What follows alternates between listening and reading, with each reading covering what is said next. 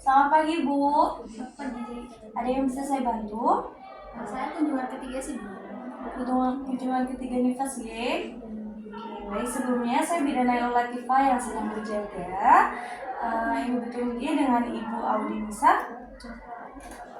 Sama ini ada yang dikeluhkan atau tidak, Ibu?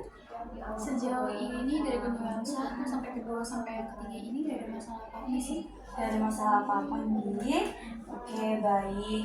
Ibu atau merasa sedikit ada tekanan atau kurang bahagia atau bagaimana? Ada? Alhamdulillah nggak ada, Ibu. Ada. Baik, nanti saya akan melakukan konseling mengenai postpartum blues dan juga depression blues. Dari kedua tersebut, Ibu mengetahui atau belum? Kayaknya yang lebih saya sering dengar itu blues ya, Bu, kayak baby blues. Baby blues. Ini sejenisnya juga, Ibu. Jadi saya jelaskan nih. Oke, yang pertama itu ada postpartum blues, Ibu, dimana itu keadaan Nifasnya itu selalu merasa sedih, Bu, terus kurang semangat untuk merawat dirinya maupun bayinya. Nah, biasanya ini itu terjadi karena adanya rasa khawatir akan tidak bisa merawat dirinya sendiri maupun bayinya. Selain itu juga itu ada kecewa secara emosional ibu karena kayak ini kan kayak pertama misal kehamilan pertama, lalu setelah itu kan lahirkan, lalu nifas. Nah itu kan juga ada kayak tahapan-tahapannya bu, itu perlu ada adaptasi lagi, makanya itu kadang memunculkan kekecewaan emosional sehingga itu bisa memunculkan terjadinya postpartum blues ibu. Dan apabila postpartum blues ini tidak diatasi dengan baik, itu bisa menyebabkan depression blues ibu. Nah depression blues sendiri ini kondisinya itu lebih menakutkan ibaratnya ibu, lebih kayak yang tadinya sedihnya biasa aja ini lebih sedih lagi, sehingga ini biasanya itu membutuhkan bantuan terapis dari psikolog maupun dari psikiater bu. Tuh, nah ini itu tanda gejalanya itu berupa rasa sedihnya itu selalu bu, jadi kayak sedih terus menerus, udah dihibur nggak bahagia, terus juga karena kayak ngerasa kayak aduh ini nggak bisa ngurus diri, nggak bisa ngurus anak, dan berakhir kayak merasa tertekan sekali ibu, dan berakhir ibu jadi merasa kayak nggak bisa bahagia nih, aku nggak bisa melewati itu semuanya seperti itu bu.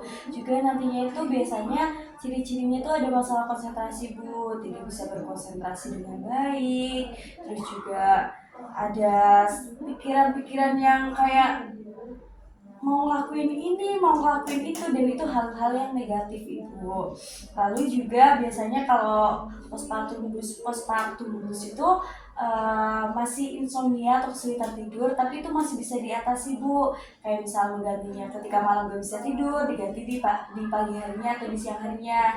Tapi kalau depresi ini, depression postpartum, itu kesulitan tidurnya itu lebih sulit lagi bu. Jadi malam, siang, pagi itu pun tidurnya itu susah.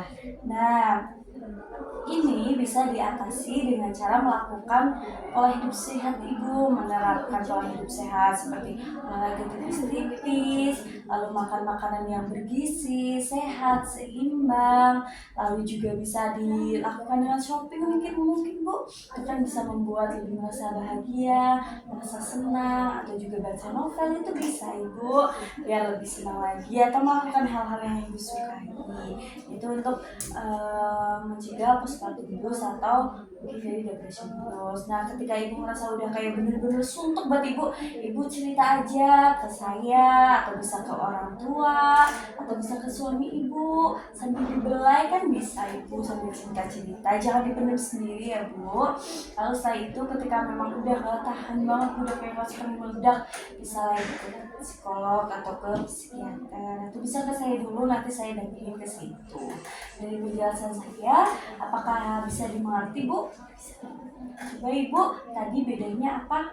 Jadi kalau postpartum sama depresi postpartum itu, yang depresi itu lebih menakutkan kalau kayak lebih serius dan harus diobati lewat dokter psikiater gitu. Sedangkan kalau yang postpartum blues itu bisa hilang dengan sendirinya. Terus gejala sama penyebabnya juga ada hal yang sama dan yang berbeda. Ada yang mau ditanyakan atau tidak? Kurang lebih cukup itu. Cukup ya, mungkin segitu aja ya sesi konseling kita kali ini. Nanti kalau ada apa-apa bisa hubungi nomor saya aja ya. Terima kasih, sehat-sehat